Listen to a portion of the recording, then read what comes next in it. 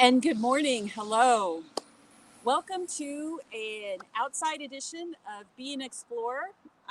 Now that Citizen Science Month is over, we're back to Tuesday through Fridays being Be an Explorer. If you saw our notice about our topic today, it's we're journaling with dandelions. But before we get there, I want us to do our normal Explorer welcome, and I'll introduce our guest, Dr. Rhea Waldman, in a moment.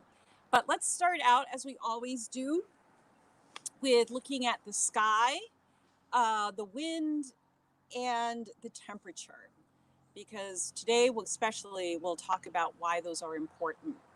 So here in Pierre, South Dakota, I am not seeing any clouds. Rhea? Nope, she's shaking her head no. I'm looking at the leaves on the trees and I'm seeing just the leaves and the small branches moving. I'm not seeing any major movement on the big branches. So I'm going to call that, oh, here we go. I just feel, yeah, I feel you can see the bigger branches moving behind me. So I would say it's about a 2.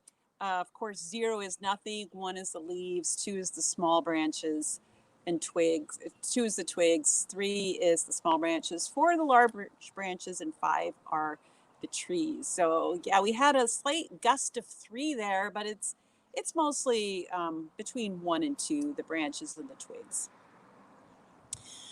And temperature.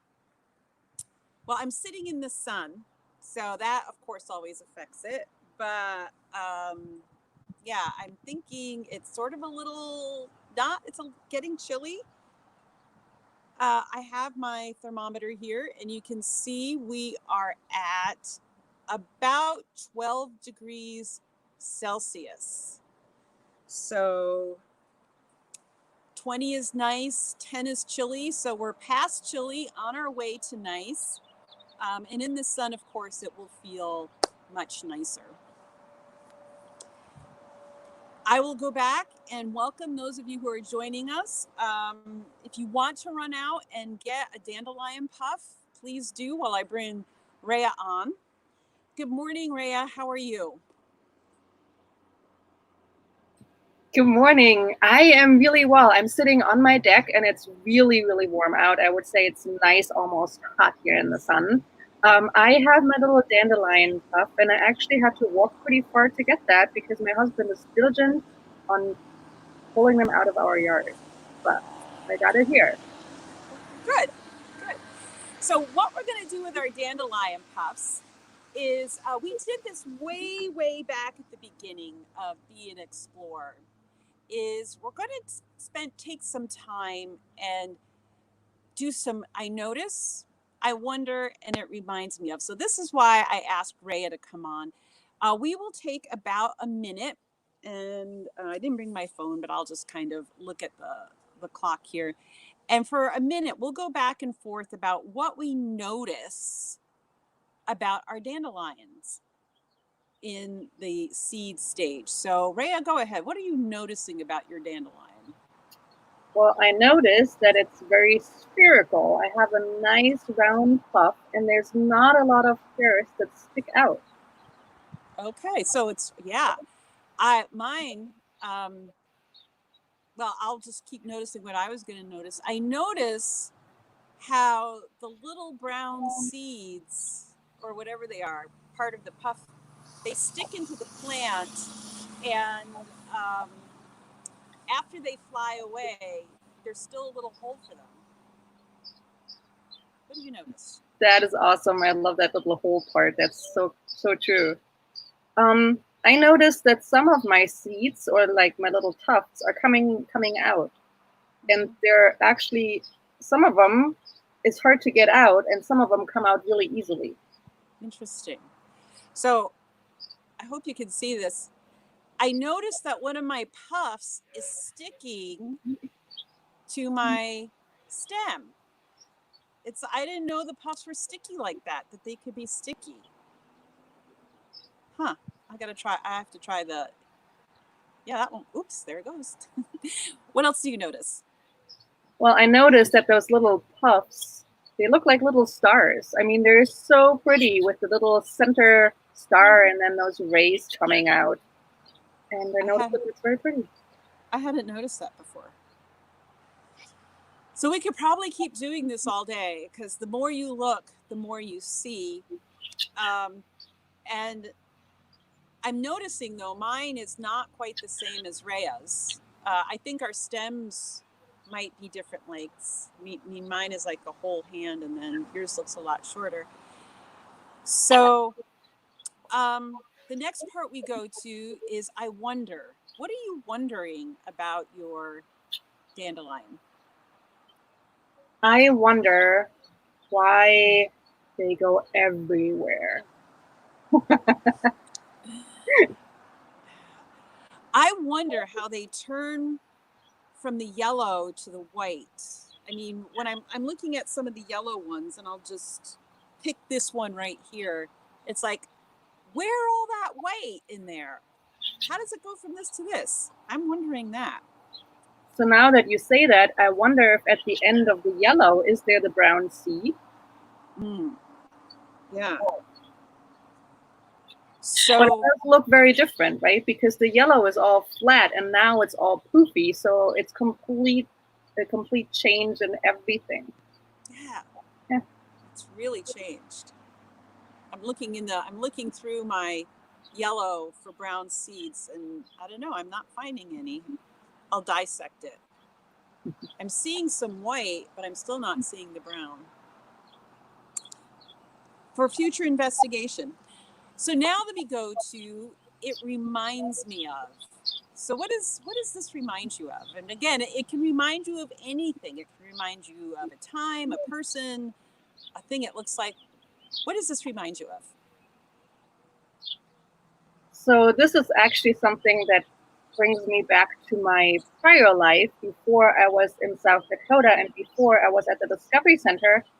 I am a researcher by training, and I actually did some research on seeds and dandelions, and I was doing some research on how they fly and which seeds stay submerged in the air longer than others, and what they do while they're in the wind. That reminds me of that part. Wow. Did you come to any conclusions in your research?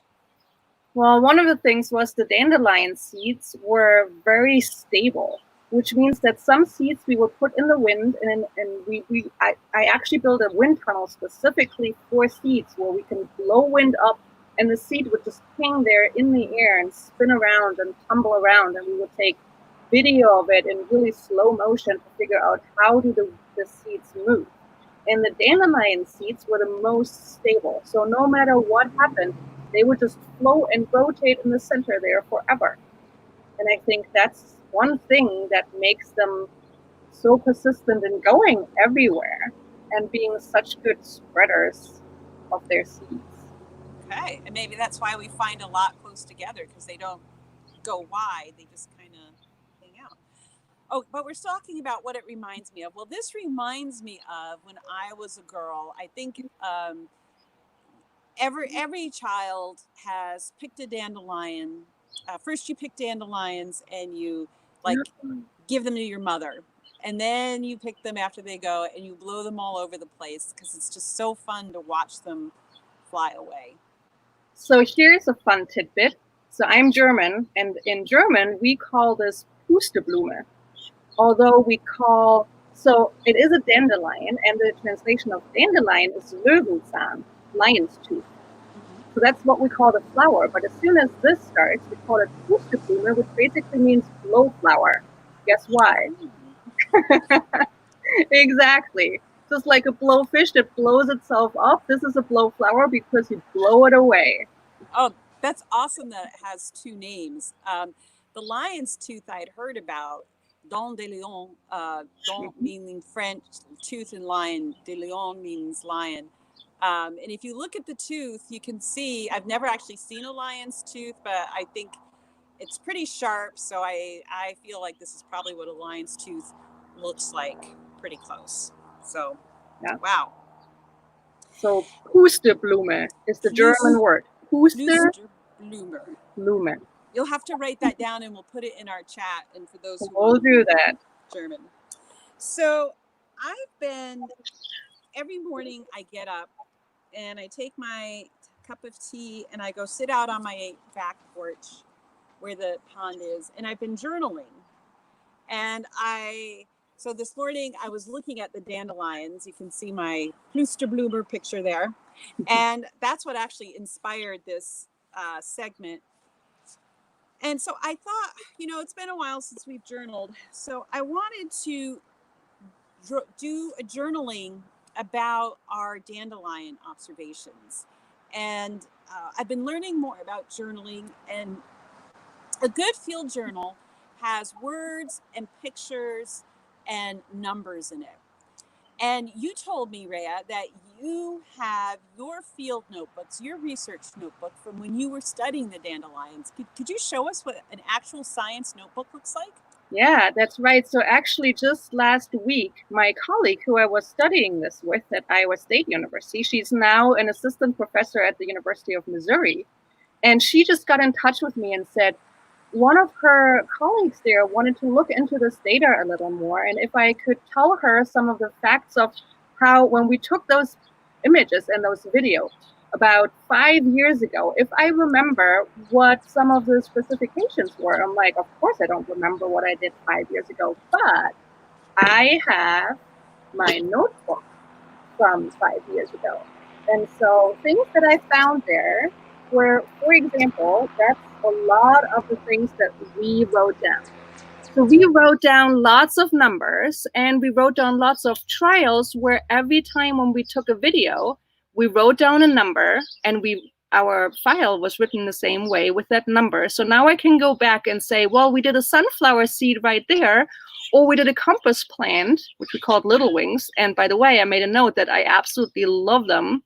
You can make all kinds of notes in there. It's okay. And I said that trial number 031 was awesome. And so now I can go back to that video that is called 031 and look at it again. And I can see my compass plant spinning nicely. So there's a lot of numbers in my notebooks and a lot of words. But I also have some pictures in it that I drew. So for example, the wind tunnel that I had in, I drew a little sketch of what that wind tunnel looked like and what my dimensions were in there. So I have kind of that both. Obviously, if you do research, your notebooks might look a little less. This is not a nature journal, this is a research journal. So there's not as many pretty pictures in it, but there's lots of text and lots of numbers. So, well, that's really fascinating to see an actual science notebook, because one of the things I feel very self-conscious about is my pictures aren't pretty. And so sometimes I see other people's nature journals and they look really beautiful. They're works of art, but mine aren't that way. So when I draw my pictures, I'm not really worried about making them beautiful. I want them to help me remember. Like, I want to remember that on May 6th of 2020, that my lawn had the dandelion clocks, the sedges, grass, and it also had closed dandelions. And at this time of day, there wouldn't have been that many open dandelions, because I know that's going to change. In 6 months or 3 months, I'll be able to go back and see that. So I'm going to try to journal my dandelion. I just have my pen and my book. And I'm going to start out with just very general. I'm going to turn it sideways, actually, because this is so long. Let's see if I can stand up and you can see what I'm drawing a little bit. Maybe not. I don't know. So while Anne is drawing, I do got to say that I was working with some people who were absolute artists, and their sketches look better than if I would sit down for months and try to make that drawing. And that's okay, though, because your journal is your notes. No one is judging them. You're not going to get a grade on it. No one is going to put that into an art contest. It's not about that. It's about me being able, after 5 years or even longer, to go back and show people what we've done and look at that again and say, oh, now I remember what we did back then. So it does not have to be pretty. That's not what it is about. It's about describing everything that you need to know later on.